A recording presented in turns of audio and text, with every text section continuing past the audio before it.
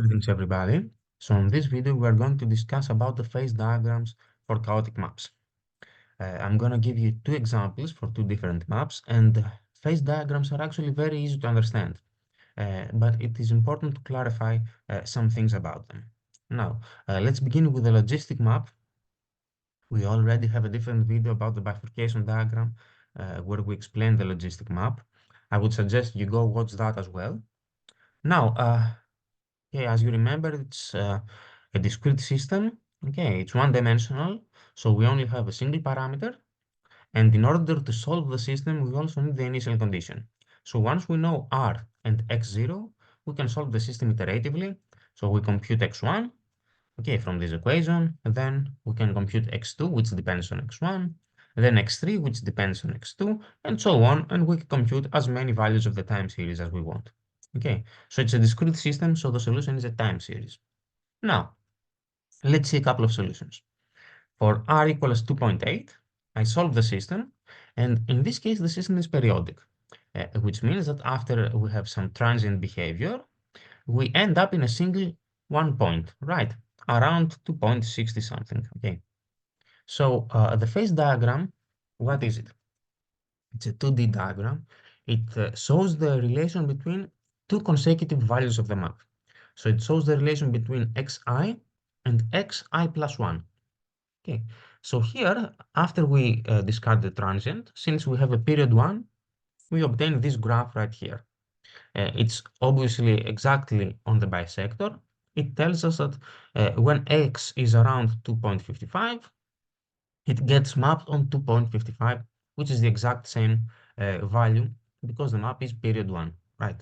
So remember, first thing to remember, we never plot the transient in phase diagrams, okay? So we generally compute like 1,000 values of the map, or maybe more, and the first like 100 or 200, we discard them. So immediately I obtain this relation between consecutive values of the map. Now, what happens when I'm on a period 2? Here, for r equals 3.3, the system has a period 2, which means that it oscillates between two values, 1, 2, 1, 2, 1, 2, 1, 2, 1, 2, right?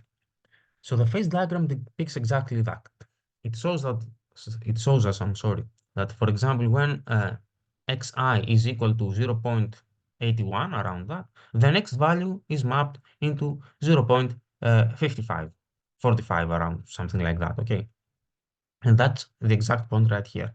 When the current state is 0.80 something, we get mapped to 0.40 something, okay, around here. And the exact opposite, when we are down below at 0.40 something, the next iteration maps us to 0.90 something. And this is the point right here. So when the current state is around, the xi is around 2.40 something, we get mapped to 0.80 something. So these 2 points here indicate that the system is periodic with period 2 and oscillates back and forth between these two consecutive points, right? The same or something similar happens when we have a period 4 behavior. So for this value of r, the system oscillates between 4 states, 1, 2, 3, 4, 1, 2, 3, 4, and the interrelations here are plotted in the phase diagram. Remember, we discard the transient. So here, for example, when we are at around this value, which is around 0.9, I guess, 0.88. The next value is around 0.4. Okay, and let's see this relation. That's exactly this point. When xi is around 0.88, the next value is just below 0.4, right? And the same holds for all the other relations. For example, when we are down here, we get mapped uh, to just above 0.8. Okay, so when we are around 0.4, we get mapped to just above 0.8, right? So these 4 points here indicate the 4 points of the period. But also we see the interrelation, how the current state gets mapped to the next state. Okay, so that's what the phase diagram depicts. The same holds when we have higher periods. So here for r equals 3.56, we have a period 5, 6, 7, 8. We have a period 8 behavior in the system. So it's like 1, 2, 3, 4, 5, 6, 7, 8. 1, 2, 3, 4, 5, 6, 7, 8. So we have 8 points in the period. And once I plot the phase diagram, discarding the transient. These are the 1, 2, 3, 4, 5, 6, 7, and 8 points right here. And so that when I'm right here, the next point is plotted on xi plus 1. Okay. So basically what this diagram depicts actually is the function that relates, each individual point in the time series. Now, the thing is what happens when we have chaos, right? As you remember, chaos is the absence of periodicity. So the time series becomes irradical. So one might think, okay, if the system is chaotic, I mean, where are the consecutive points gonna be? Someone may think that they're gonna be dispersed all around, right? This is not the case. Actually, they're not dispersed all around this diagram.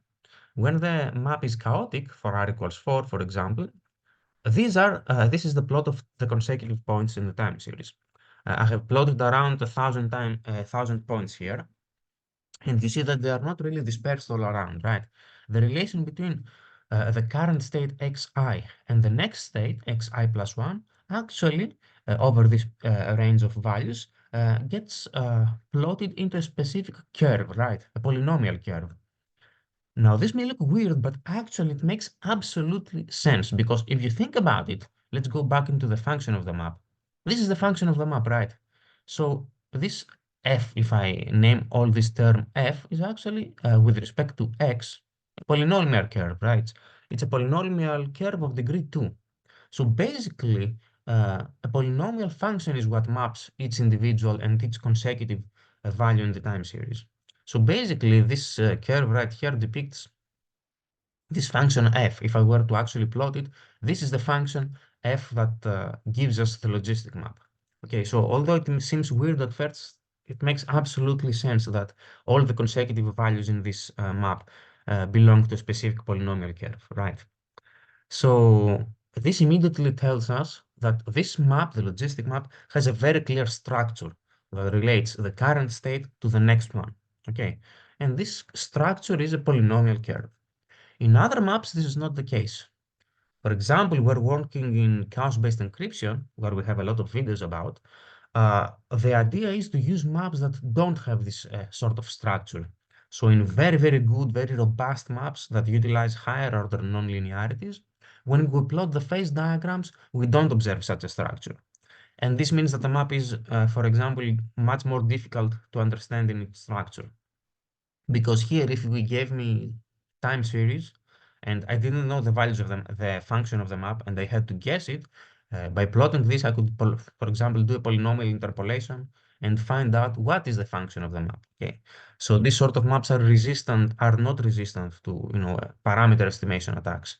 I could use some SIND or spatial identification techniques to find out the values of the parameters here. Okay, so that's just as a side note. And apart from two-dimensional phase diagrams, we can also plot three-dimensional phase diagrams.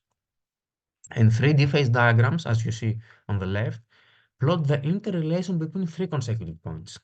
So they show the relation between xi plus 1, and xi plus 2. Okay, so they are a generalization of the 2D phase diagrams and tells us that, three consecutive values of the time series are related again through this sort of a curve. And actually, this curve, you can understand that it is actually a generalization of the 2D phase diagram. And you can see right here in the video from the 2D phase diagram, we actually obtain the 3D phase diagram once I rotate it. So take a look at this. Once I rotate the 2D phase diagram, see how the 3D phase diagram appears. And again, it's a curve in the 3D space. So you can understand that again, the interrelation between three consecutive states follows a polynomial curve in the 3D space this time. Okay, so this is very interesting. Again, a very nice way to show the relation between three consecutive values. So that's about the logistic map. Just as an exercise, let's talk about the Sine map as well. Another very famous map. Okay, it's one-dimensional. Again, it has one parameter, r, and the relation between consecutive values is given by this function, r times the sine of pi x to the I minus 1. It has a very rich behavior. I'm only going to focus on the chaotic cases. So here for r equals 2, the map is chaotic. As you see here, we have an irregular time series. And if I plot the phase diagram, Practically, what I'm doing now is plotting the function that you see right here. And you see that this is a trigonometric function, a sinusoidal one. So it's a bit different from the previous case of the logistic map.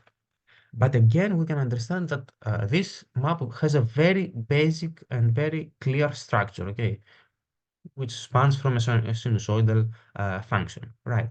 So this is the phase diagram in this case, connecting consecutive values of the map. And actually, again, I can plot the 3D phase diagram. You can see it right here. It seems like it makes no sense, but you will easily understand this structure once I show you how it is spanned from the 2D phase diagram. So see the graph here, this is the 2D phase diagram. And see, once I rotate it, you see how this sinusoidal function is mapped into the 3D space. So again, these three consecutive values of the time series are connected through this complex sinusoidal function, right? So very interesting graph. And let's show it for a higher value.